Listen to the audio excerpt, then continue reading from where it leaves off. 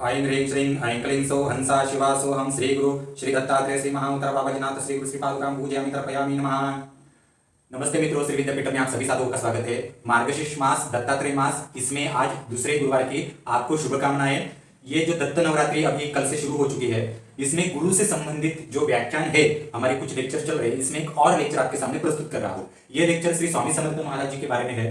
बहुत सारे लोग श्री स्वामी समर्थ को दत्तात्रेय के अवतार कहते हैं। स्वामी समर्थ की पहचान जो है, इनकी जो पहचान है, ये महाराष्ट्रियन मराठी लोगों को ज्यादा है। 10 मराठी लोगों में से आपको 7-8 मराठी लोगों के घरों में स्वामी समर्थ जी की तस्वीर घर में मिलेगी ही मिलेगी। अन्य संतों के मुकाबले इनकी तस्वीर ज्यादा मिलेगी लोगों के घरों में। नॉर्थ इंडिया या महाराष्ट्र के बाहर के जो लोग हैं, हिंदी भाषी या साउथ इंडियन, इनको इनके बारे में पूरी तरीके से जानकारी उपलब्ध नहीं है। तथा हमारे मराठी लोगों को भी नहीं है। अपनी मराठी लोग जो है अक्कलकोट, सोलापुर जो एरिया है, वहां जाते हैं, स्वामी समर्थ जी को दत्तात्रेय के अवतार वगैरह कहते हैं। परंतु इसकी असली हकीकत आज हम जानेंगे कि स्वामी समर्थ महाराज सच में दत्तात्रेय के अवतार है क्या, और भी कुछ हकीकत जानेंगे।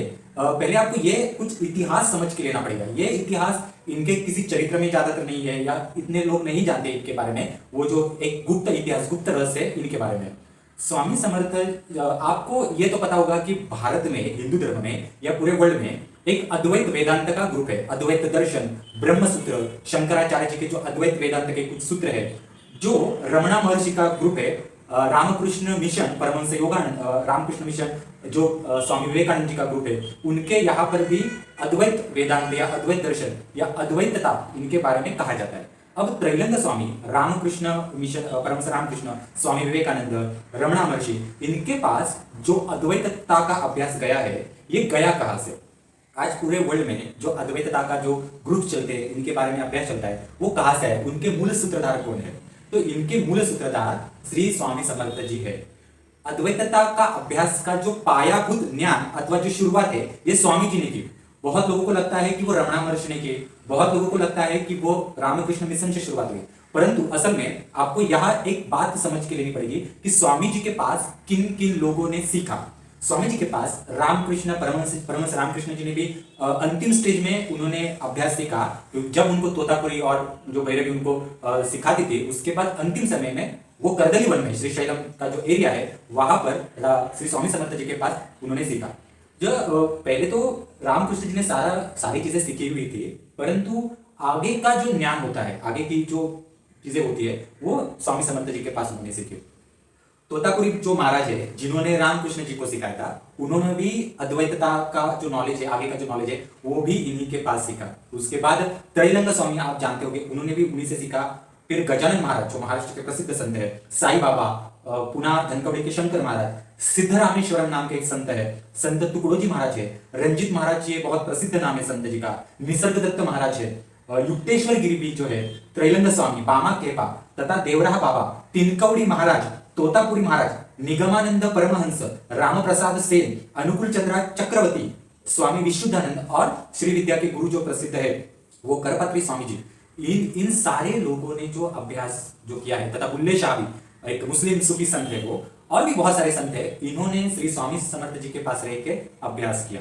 स्वामी, अब वो होता क्या मालूम है कि आप देखिए कि जब मल्टीमीडिया नहीं थी 30-40 साल पहले, या 30-40 साल में, तो उससे पहले गांव गांव में छोटे मोटे सिद्ध वगैरह बहुत होते थे। और फिर ऐसे सिद्ध कुछ छोटे मोटे अपने सिद्धों के द्वारा लोगों का कल्याण करते थे। कुछ तो बोलते भी नहीं थे, पागलों की तरह हरकतें उनकी होती थी, और गांव के लोगों ने उन्हें संत की उपाधि दी, उनकी समाधि हो गई, और लोगों का आगे आगे चलन ऐसा हो गया कि कोई भी ऐसा छोटा मोटा जो सिद्ध होता है, उसकी समाधि बनाने के बाद वहां पे मठ आश्रम खड़ा कर देते हैं, और ऐसे सिद्ध को श्री दत्तात्रेय के अवतार कहना शुरू कर देते हैं। अब आप कल्पना कर लीजिए कि हर कोई उठकर अगर दत्तात्रेय का अवतार होना शुरू कर दे, तो मतलब दुनिया कहाँ की कहाँ बदल जाएगी। कभी कभी यही समझ में नहीं आता। अब दत्तात्रेय जो है, ये पूर्ण रूप से सन्यासी रूप नहीं है। दत्तात्रेय जी का अगर आप सिंगल फोटो लगाते हैं उनके बिना पत्नी का, तो वो एक सन्यासी रूप और एक अलग रूप उनका होता है। और जब उनके पत्नी सहित आप फोटो लगाते हो, तब उनकी एनर्जी का रिफ्लेक्शन घर में या मंदिर में अलग रूप से यानी रिफ्लेक्ट होता है। इसलिए उनका जो फोटो या ये है, वो उनके पत्नी सहित होना चाहिए। और दत्तात्रेय जी संसारी गृहस्थाश्रमी है, गिरनार के जंगलों में आज भी रहते हैं, रियल में रहते हैं। उनके जो 3 पुत्र है, उनके सहित रहते हैं। पूरा गिरनार का जंगल उनके अंडर आता है। पहले वो गंधमादन पर्वत पे रहते थे, और जब राधा ने बरसाना छोड़कर तपस्या की, उसके बाद उन्होंने गंधमादन पर्वत को छोड़ा और वो गिरनार पर बाद में रहना शुरू किया। ठीक है, तो ये गृहस्थ आश्रम में संसारी है, अनघा लक्ष्मी उनकी पत्नी है। आप कल्पना कर लीजिए कि कोई भी अवतार होता है, अगर भगवान शिव हो, विष्णु हो, उनको भी अगर अवतार लेना है तो वो अपने शक्ति सहित अवतार लेंगे। ठीक है, तो शिव की शक्ति पार्वती है, विष्णु की शक्ति लक्ष्मी है, ब्रह्मा की शक्ति सरस्वती है। वैसे ही दत्तात्रेय जी की जो शक्ति है वो अनघा लक्ष्मी है। बिना शक्ति के ऐसे अवतार कई जगह पे खुद सिद्ध विद्ध करके सन्यासी रूप में अवतरित नहीं होते। हमारे भी मराठी महाराष्ट्र में क्या हुआ कि जो भी संत हुआ, जो भी सिद्ध हुआ, उसको सीधा दत्तात्रेय जी का स्टैंप लगा देते और कहते और फिर बैनर वगैरह में पीछे दत्तात्रेय का फोटो लगाएंगे और दत्तावतारी कहना शुरू कर देंगे।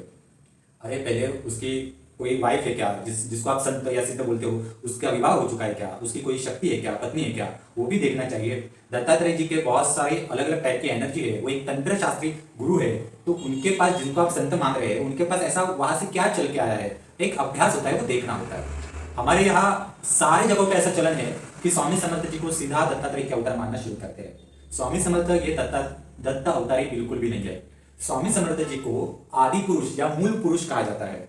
ये कुछ ग्रंथों में भी लिखा हुआ है, उनको मूल पुरुष कहा जाता है। मूल पुरुष इसका अर्थ या आदि पुरुष इसका अर्थ या उनको मूल नारायण का अवतार भी कहा जाता है।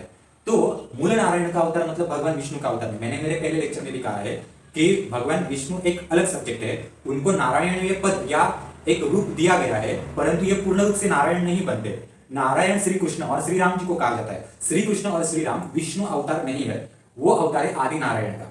आदि नारायणी और आदि नारायण ये फर्स्ट हम कह सकते हैं क्रिएशन है, राधा कृष्ण उनको कह सकते हैं। और आदि नारायण और आदि नारायण से बाद में बगलामुखी, बाद में ललिता, एक ऐसा सीक्वेंस है और उसके एक अभ्यास से पड़ा। ठीक है, दत्तात्रेय जैसे मैंने पहले लेक्चर में कहा है, श्री दत्तात्रेय ये ललिता परमेश्वरी इनका और उनके पति कामेश्वर इनका वो अवतार है। स्वामी समर्थ सीधा आदि नारायण जो एनर्जी है उनका सीधा अंश है और वो नागलोक से उनका प्राकट्य हो चुका है।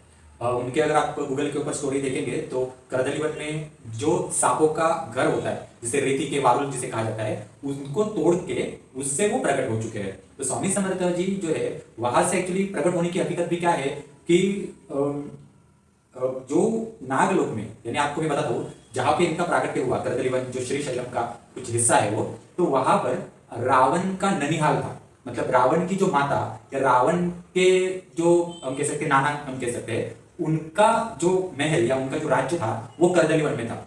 वहां पर नागवंशीय ब्राह्मणों का राज्य चलता था और रावण के जो नाना थे वो वहां पर रहते थे। और मतलब रावण के माता की शादी जो थी उस प्रकार से हुई थी, आप कल्पना कर लीजिए। और वहां पर नागलोक में जाने का रास्ता था। हमारे भारत में कुछ ऐसे रास्ते हैं कि जो सीधा नागलोक की ओर निकलते हैं, दूसरी दुनिया में निकलते हैं, उसमें से वो एक रास्ता था।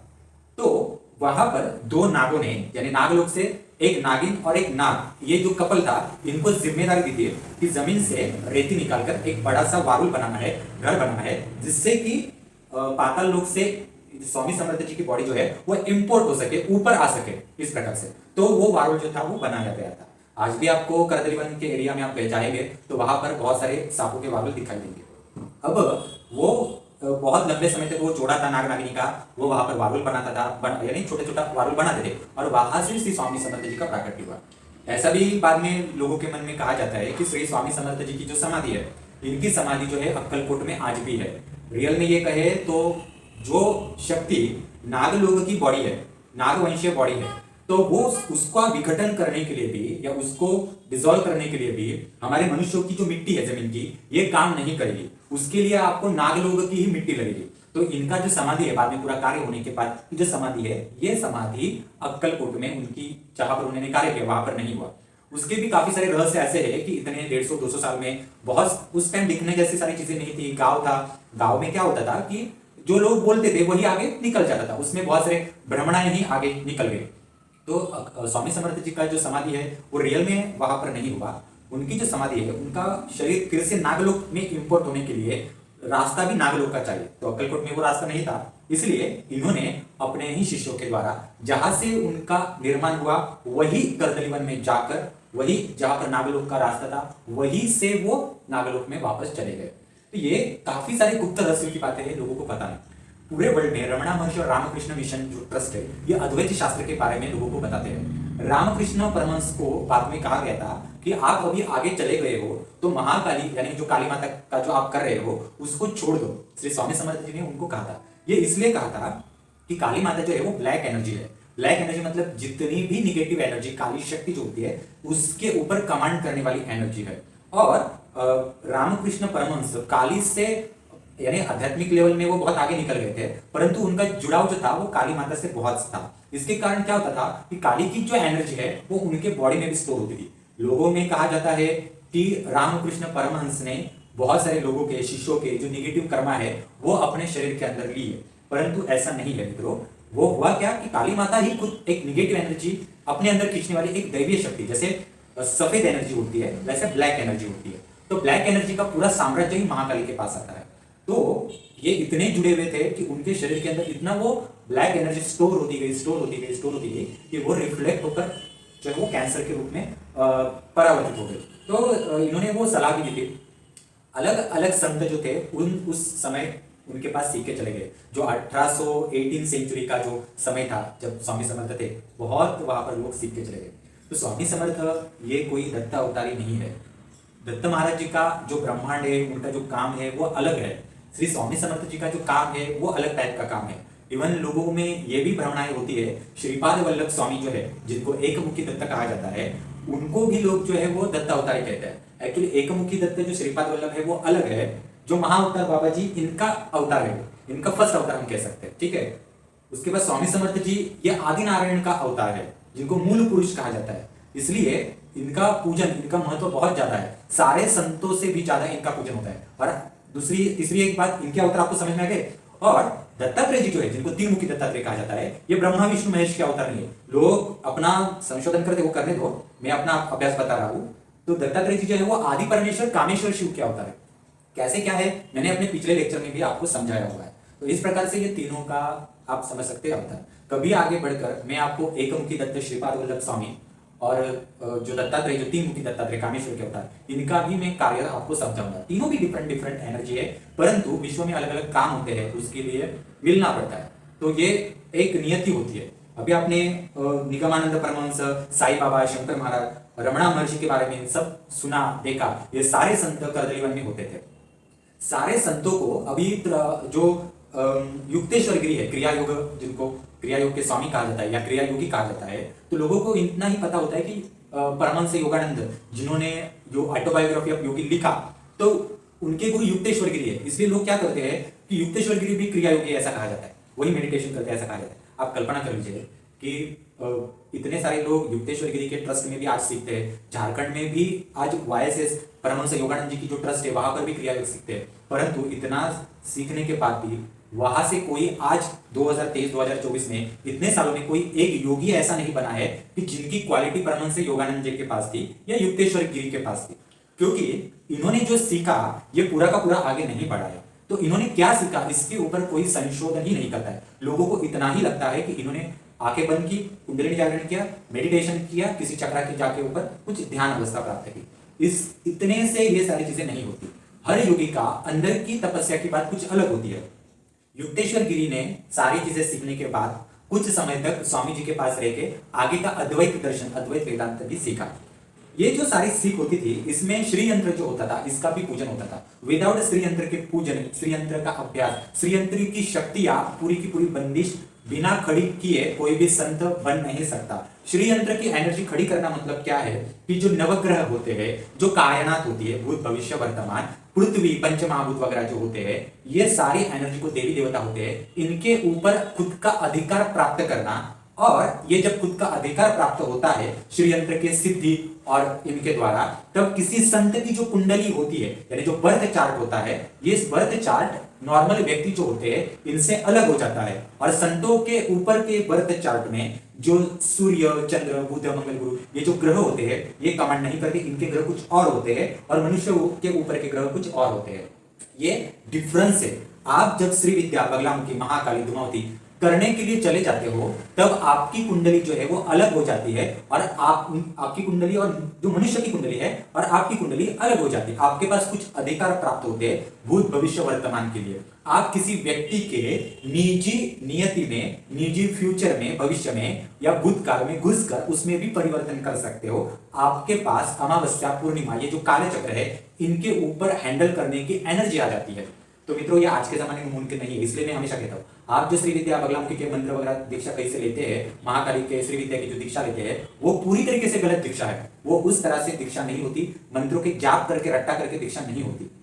संतों को स्वामी समर्थ जी जो श्री विद्या या श्री यंत्र का अभ्यास करवाते थे उसमें जो श्री यंत्र बनाया जाता था वो श्री यंत्र जब किसी का सिद्ध हो जाता था तो वो जमीन से हवा में तैरता था।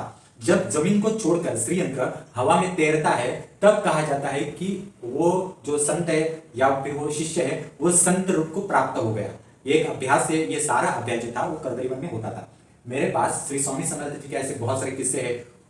उन्होंने अक्कलकोट में रह के कितने ग्रंथ लिखे, कौन सा ग्रंथ लिखा, बाद में उन ग्रंथों का हुआ क्या, क्योंकि उस समय क्या होता था अक्कलकोट एक छोटा सा ही गांव होता था और एक गांव से दूसरे गांव में जाने में समय लगता था, आसपास बहुत जंगल होता था। तो काफी जो समय था पहला जो समय था श्री स्वामी समर्थ जी का वो खाली ही जाता था अक्कलकोट के गांव में। तो उस खाली समय में स्वामी समर्थ जी अक्कलकोट में भी रहते थे, बीच बीच में करदलीवन भी जाते थे अपने शिष्यों को आगे का सिखाने के लिए और बीच बीच में ग्रंथ भी लिखते थे। तो वो ग्रंथों का हुआ क्या, उसमें क्या क्या लिखा हुआ था, काफी सारी चीजें उसमें है। हमारे पास वो इन डिटेल थोड़ा बहुत नॉलेज है, ऐसी बहुत सारी चीजें है। तो आपको समझ में आ ही गया होगा कि अद्वैतता का मूल रहस्य यहाँ से निकला। और एक आश्चर्य की बात मैं बताता हूँ कि शिरडी के साईं बाबा, गजानन महाराज, रामकृष्ण परमहंस, रमणा महर्षि, इनके आज अगर ट्रस्ट देखेंगे, इनके मठ मंदिर देखेंगे तो हजारों करोड़ रुपए इनके पास है। बहुत अमीर से अमीर ट्रस्ट है ये। रामकृष्ण मिशन, साईं बाबा, हजारों करोड़ रुपए इनके पास है। परंतु इनको जिन्होंने सिखाया, इनको जिन्होंने संत बनाया, ये जो परम संत है श्री स्वामी समर्थ, इनका आप अक्कलकोट में जाकर मंदिर देखिए, जैसे सालों से चल रहा है उतना छोटा गांव, छोटा सा मंदिर, आज भी वहां पर लोग जाते हैं। पूरा गांव आज भी पूर्ण रूप से डेवलप नहीं है, इतने सालों से डेवलप नहीं है, अभी थोड़ा डेवलप हो रहा है और इनकी ट्रस्ट के पास इतने बड़े लेवल का पैसा भी नहीं है। तो आप कल्पना कर लीजिए कि जिन्होंने इन सारे संतों को सिखाया वो किस अवस्था में रहते। ये अंदर का जो रहस्य है ये बहुत जरूरी है समझने के लिए। तो मुझे भी जो श्री विद्या का नॉलेज दिया गया, मुझे भी आगे श्री विद्या के बारे में ज्ञान बताया गया। हमारा जो एडवांस श्री विद्या एसेंशियल कोर्स है, काफी सारे रहस्य में जो मैं लेक्चर आपके सामने रखता हूँ, हमारे आर्टिकल्स है श्री विद्या के बारे में, ये सारा जो ज्ञान है ये स्वामी समर्थ जी की कृपा से उन्होंने ही मुझे दिया है, जो मैं आपके सामने हमेशा रखता हूँ। कालीकुल श्री विद्या एसेंशियल, जो कालीकुल श्री विद्या का ज्ञान है वो भी हमें उन्होंने ही दिया है। तो श्री स्वामी समर्थ जी का हम आभार मानते हैं। और ये बात हमेशा याद रखें कि दत्तात्रेय जो है उन्होंने ऐसा कोई ये अवतार वो अवतार ऐसा करके कहीं समाधि नहीं ली है। दत्तात्रेय है और उनके शिष्य है, ठीक है। स्वामी समर्थ उनके शिष्य भी नहीं है, उनके अवतार भी नहीं है। स्वामी समर्थ एक अलग सब्जेक्ट है, इसलिए इनकी खासियत पूर्ण रूप से अलग है मित्रों, ठीक है। तो मार्गशीर्ष गुरुवार में आज इतना ही। हमारे YouTube चैनल शेयर कीजिए, सब्सक्राइब कीजिए। जिनको भी हमारे श्री विद्यापीठम द्वारा कोर्सेज करने हैं, सिद्ध कुंजी का साधना, दुर्गा सप्तशती साधना, महामृत्युंजय साधना, वो हमसे कोर्स कर सकता है और नॉलेज भी ले सकता है। डिस्क्रिप्शन बॉक्स में सारे कोर्सेज के लिंक दिए गए हैं। हमारा मोबाइल नंबर भी आपके स्क्रीन के ऊपर उपलब्ध है। धन्यवाद।